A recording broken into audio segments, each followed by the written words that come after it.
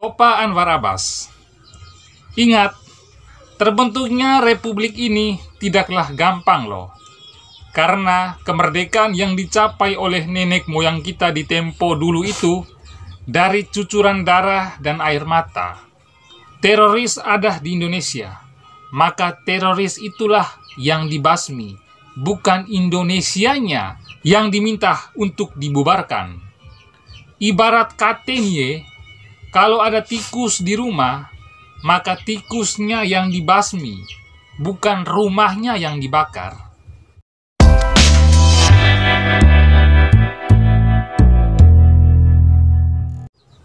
Opa Anwar Abbas membaca berita terkait Anda bertanya, apa latar belakang netizen dunia maya rame-rame minta bubarkan MUI?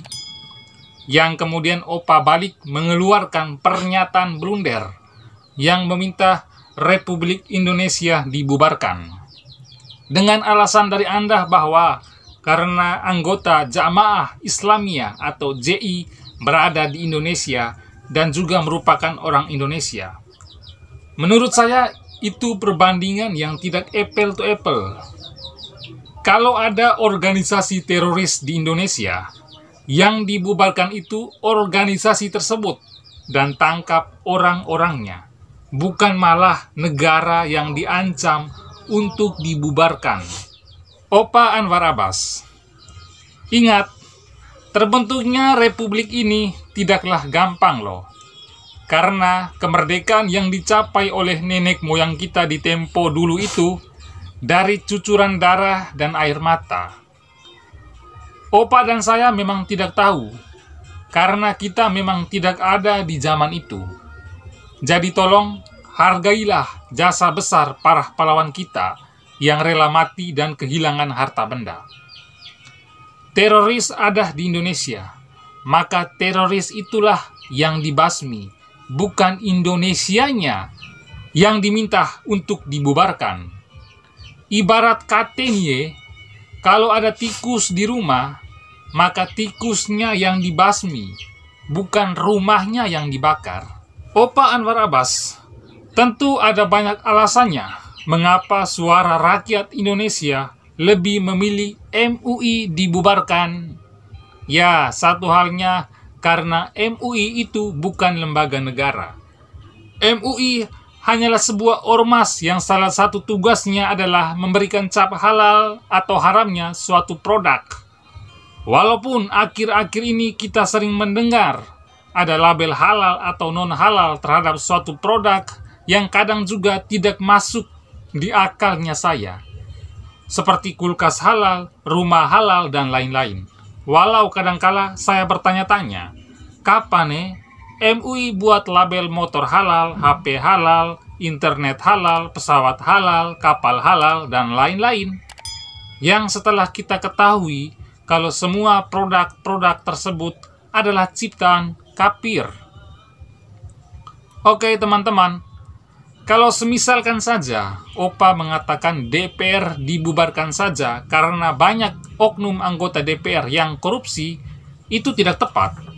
Karena selain DPR itu adalah lembaga negara, korupsi yang terjadi itu juga adalah perbuatan oknum DPR dan tidak mewakili seluruh anggota DPR yang lainnya.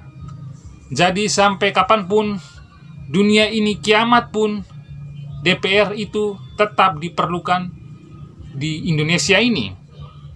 Nah, jadi seharusnya MUI itu tersterilisasi dari kelompok teroris, bukan menjadi sarangnya teroris. MUI harus mampu menjaga marwahnya sebagai suatu ormas yang benar-benar menjalankan fungsinya untuk membawa kemaslahatan untuk umat Islam. Dan lagian, kalau MUI dibubarkan, saya yakin 1000% Indonesia tetap berdiri kokoh. Jadi untuk apa harus mempertahankan MUI kalau di dalamnya ada bercokol teroris di sana? Bukankah MUI itu harus steril dari terorisme? Kan salah satu fungsi dan tugas MUI juga adalah menjaga akidah umat, yaitu merawat akidah umat agar tidak terpengaruh dengan faham dan aliran intoleransi, radikal, dan teroris. Loh kok di MUI sendiri malah ada tersangka teroris? Kan sudah ada NU, ada Muhammadiyah, ada Kementerian Agama. Yang bisa dikatakan Kementerian Agama ini 80% mengurus agama Islam. Lah terus untuk apa ada MUI lagi? Atau jangan-jangan Opa Anwar Abbas takut ya kalau MUI dibubarkan? Takut kehilangan pekerjaan begitu? Atau kehilangan jabatan begitu? Opa Anwar Abbas, Indonesia ini kalau sampai bubar, Opa juga akan merasakan dampak buruknya. Tidak ada yang pimpin Indonesia, tidak ada aturan yang mengatur kehidupan kita, ekonomi tidak berjalan, begitu juga dengan kesehatan, pendidikan, keuangan, dan lain-lain.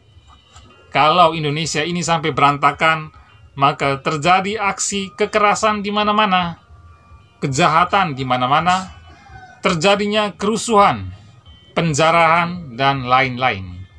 Yang kemudian muncullah negara-negara baru. Papua, NTT, Sulawesi Utara, Bali, bersatu membentuk negara sendiri. Begitu juga dengan daerah Jawa, Sumatera, Kalimantan, Sulawesi, dan lain-lain.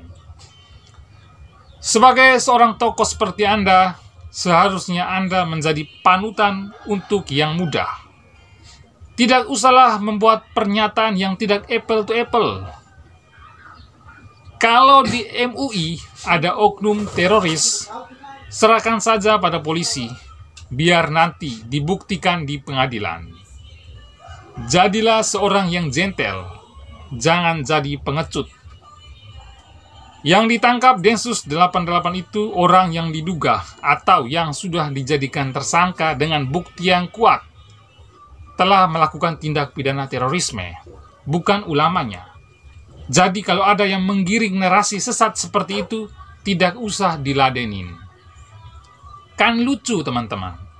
Densus melakukan penangkapan terhadap teroris, tapi banyak oknum pejabat atau anggota dewan yang berseberangan dengan penguasa hari ini mengatakan, oh ini adalah kriminalisasi ulama atau pemerintah Islamfobia atau Densus Islamfobia.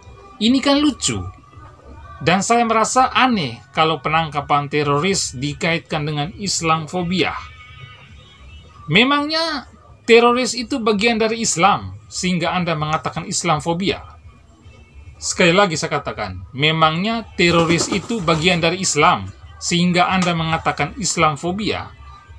Ingat ya, tidak ada agama satupun di dunia ini yang mengajarkan tentang teroris. Bahkan, ateis sekalipun tidak menghalalkan yang namanya membunuh sesama manusia itu. Lokok ini disangkut paut dengan Islamfobia dan kriminalisasi ulama. Kalau ada oknum ulama yang melanggar hukum, apa tidak boleh diberi sanksi? Ini negara hukum, bos. Siapapun yang melanggar hukum, ya diproses toh. Coba kalian pikirkan dengan akal sehat lah. Yang terakhir, saya mau mengajak kita semua, orang-orang nasionalis yang mencintai Indonesia, agar selalu berjaga-jaga dan waspadalah. Mari kita menjaga NKRI dari rongrongan terorisme yang ingin merusak negara kita. Salam Pancasila, NKRI harga mati.